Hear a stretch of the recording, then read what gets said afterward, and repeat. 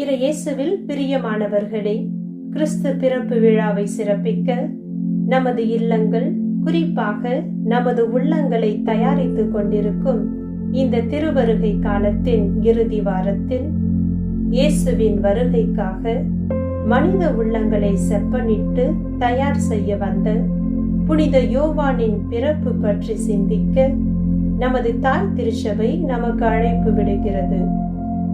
இன்றைய முதல் வாசகத்தில், இதோ நான் என் தூதனை அனுப்புகிறேன், அவர் எனக்கு முன் என் பாதையை ஆயத்தம் செய்வார் என்று இறைவாக்கினர் எலியாவின் பணி குறித்து பேசப்படுகிறது.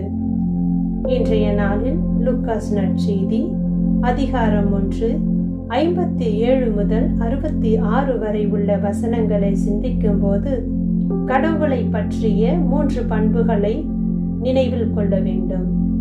கடவுள் நம்பிக்கைக்குரியவர், கடவுள் இரக்கமானவர், கடவுள் வல்லமையுள்ளவர். கடவுள் நம்பிக்கைக்குரியவர். கடவுளால் குறிக்கப்பட்ட நேரம் வந்ததும் எலிசபெத்து ஒரு மகனை பெற்றெடுத்தார். சக்கரியாவிற்கு கொடுத்த வாக்குறுதி நிறைவேற்றப்படுகிறது. கடவுள் எலிசபெத்துக்கும் சக்கரியாவுக்கும் இருந்த பிள்ளையில்லா குறை நீங்க இரக்கம் காட்டினார் என்று உறவினர்களும் சுற்றி வாழ்ந்தோரும் மகிழ்ந்தனர். கடவுள் இரக்கமுள்ளவர். நாம் கடவுளின் வாக்குறுதியில் நம்பிக்கை கொள்ளவில்லை என்றாலும் அவர் இரக்கமுள்ளவர். குழந்தைக்கு என்ன பெயர் வைப்பது என்ற குழப்பம் ஏற்படுகிறது. தந்தையின் பெயரையோ உறவினர்களின் பெயரையோ வைத்து அழைப்பது பொதுவாக உள்ள முறை. ஆனால் இங்கோ எலிசபெத்து தனது மகனுக்கு யோவான் என்று பெயரிட வேண்டும் என்று கூறும்போது அனைவரும் வியப்படைகின்றனர். சக்கரியா எழுது பலகையில் எழுதும் பெயரும் யோவான் என்று உள்ளது. இதை கண்டதும் யோவான் என்ற பெயரை தேர்ந்தெடுத்ததில் கடவுளின் பங்களிப்பு உள்ளதை அறிந்து கொள்கின்றனர். எபிரேய மொழியில் யோவான் என்ற பெயரின் அர்த்தம் யாவே இரக்கமுள்ளவர். கடவுளின் திட்டத்திற்கு கீழ்ப்படிந்து செயல்படுவதால் சக்கரியாவின் நாக்கட்டவிழ்ந்து மீண்டும் பேசத் தொடங்குகிறார். இறைவனை புகழ்கிறார். கடவுள் வலிமையானவர், மாபெரும் செயல்களை செய்ய வல்லவர் என்று மீண்டும் நிரூபணமாகிறது. இந்த குழந்தை என்னவாக மாறும் என்ற கேள்வி அவர்களின் மத்தியில் எழுகிறது. யோவான் இயேசுவின் முன்னோடியாக மாறினார்.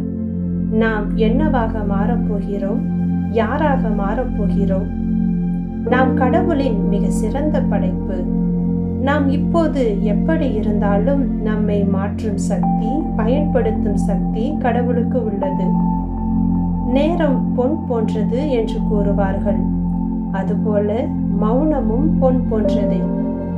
சக்கரியா வெளிப்புறத்தில் பேச்சற்று அமைதியாக இருந்தாலும் மனதில் அவர் திருக்கோவிலில் கண்ட காட்சியை பற்றி சிந்தித்துக் கொண்டுதான் இருந்திருப்பார். நமது வாழ்வில் பல சமயங்களில் தேவையற்ற சொற்களை தவிர்க்க மௌனமும் தனிமையும் அவசியமாகிறது. நமது வாழ்வின் சில நிகழ்வுகளை நம்மால் தேர்ந்தெடுக்க முடியாது. நமது பிறப்பு, இறப்பு, நமது பெயர், நமது பெற்றோர், இன்னும் பலர். இவை யாவும் இறைவனின் அருளால் நமக்கு கொடுக்கப்பட்ட கொடை. இன்றைய புனிதர் காண்டி நகர் ஜான். புனித யோவானை போல் குறைவாக உண்டு, குறைவான நேரமே உறங்கி இயேசுவுக்கு சான்று பகர்ந்தவர். நமது பெயர் மட்டுமல்ல, வாழ்வும் அர்த்தமுள்ளதாக இறை அன்பிற்கு சான்று பகர்வதாக மாறட்டும். இறைவனின் கருணை நம்மோடு இருப்பதாக. ஆமேன்.